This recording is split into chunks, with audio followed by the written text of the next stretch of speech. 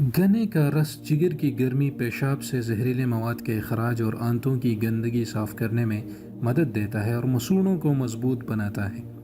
گنا دانتوں سے چھیل کر کھانے سے نہ صرف دانت مضبوط ہوتے ہیں بلکہ امراض میں فائدہ بھی ہوتا ہے۔ گنے میں قدرتی طور پر کیلشیم، فولاد، مینگنیز، حیاتین بی یعنی وائٹامن بی اور جیم یعنی وائٹامن سی ہوتی ہے، جس سے جسم انسان کی صحت پر خوشگوار اثرات مرتب ہوتے ہیں۔ گنے کا رس جسمانی کمزوری ختم کرتا ہے اور بخار کی شدت کم کرتا ہے۔ ایسے لوگ جو جسمانی صحت کمزور خیال کرتے ہیں، ان کو گنے کا رس روزانہ پینا چاہیے۔ یرکان میں روزانہ 2-3 گلاس پینا مفید ہے۔ ہمارے ہاں صدیوں سے یرکان میں اتباع گنے کا رس تجویز کرتے ہیں۔ اس سے جگر کا فعل درست ہوتا ہے بلکہ پیشاب صاف ہو جاتا ہے۔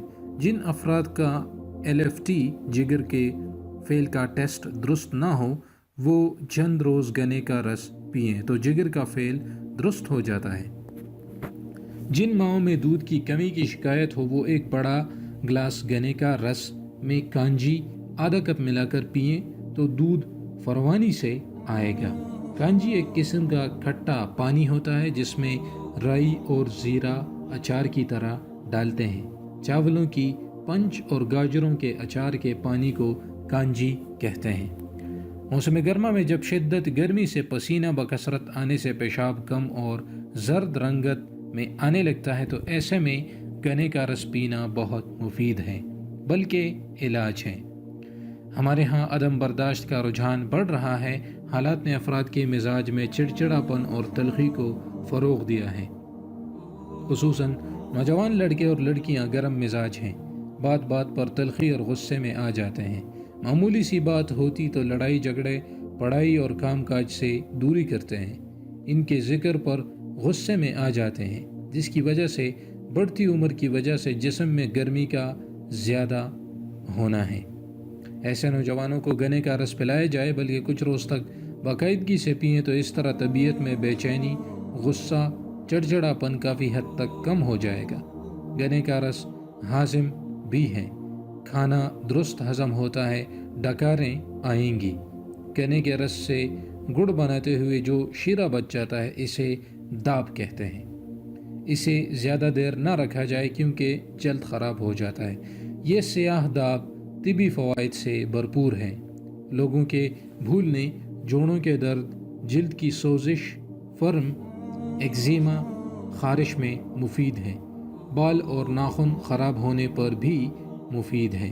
یہ کسی بھی وقت آپ پی سکتے ہیں، لیکن احتیاطی تدابیر اس کی یہ ہیں کہ جس ٹھیلے یا دکان سے گنے کا رس خریدیں اس کی صفائی اور خاص کر گلاسوں کے معیار کو ضرور مد نظر رکھیے۔ بہتر یہی ہے کہ گھر سے اپنا گلاس ہمراہ لے جائیں۔ بند مشین سے پہلا گلاس کبھی نہ پئیں۔ چلتے ہوئے مشین یعنی قطار میں لگے گاہکوں سے اپنی باری کا انتظار کر لینا اچھا ہے، اور کبھی بھی جگ میں پہلے سے ذخیرہ کیا ہوا رس نہ خریدا جائے تو اچھا ہے۔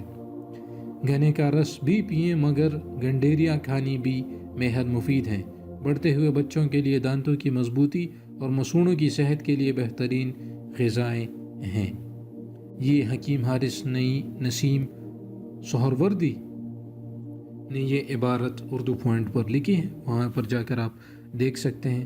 تو ناظرین، گنے کا رس ضرور پیا کریں کیونکہ یہ نیچرل ہے اور قدرت کی طرف سے جو بھی چیز انسان کے لیے پیدا کی گئی ہے اس میں کبھی بھی نقصان نہیں ہوتا۔ اگر ہم کچھ سمجھتے ہیں کہ کسی چیز میں نقصان ہے تو وہ ہم ضرورت سے زیادہ کنزیوم کرتے ہیں، چاہے وہ گنے کا رس، چاہے شہد ہی کیوں نہ ہو۔ جب حد سے بڑھ جاتا ہے تو اس سے فائدہ نہیں بلکہ نقصان ہوتا ہے۔ تو آپ نے ضرور نیچرل چیزوں کو فوقیت دینی ہے پروسیسڈ فوڈ پر، تب ہی آپ صحت مند زندگی گزار سکتے ہیں۔ امید کرتا ہوں کہ یہ ویڈیو آپ کو پسند آئی ہوگی۔ اس کو لازمی شیئر کریں تاکہ جو لوگ روح افزا اور جام شیریں کو ترجیح دیتے ہیں گنے کے رس پر، وہ گنے کا رس آج سے پینا شروع کریں۔ اور یہ سب سے بہتر ہے کہ اس میں لیموں کا رس بھی ڈالا جائے تو اس سے اس کی افادیت ڈبل اور ٹرپل ہو جاتی ہے۔ کوشش کریں کہ برف اس میں نہ پئیں، کیونکہ برف سے پورا سسٹم رک جاتا ہے ٹھنڈی مشروبات سے، تو اس میں برف نہ ڈالیں، لیمو ڈالیں اس میں، اور صفائی کا خاص خیال رکھا کریں، کیونکہ بعض اوقات ان کی مشینز میں کچھ بھی چلا جاتا ہے اور وہ چونکہ اس میں کوئی ایسی کوالٹی نہیں ہے کہ اس کو پروسیس کر سکے، وہ سب کو ہی کچل لیتا ہے رس میں۔ تو آپ نے صفائی کا خاص خیال رکھنا ہے۔ مجھے اپنی دعاؤں میں ضرور یاد رکھیے گا اور چینل کو ضرور سبسکرائب کریں۔ اجازت چاہتا ہوں، اللہ حافظ۔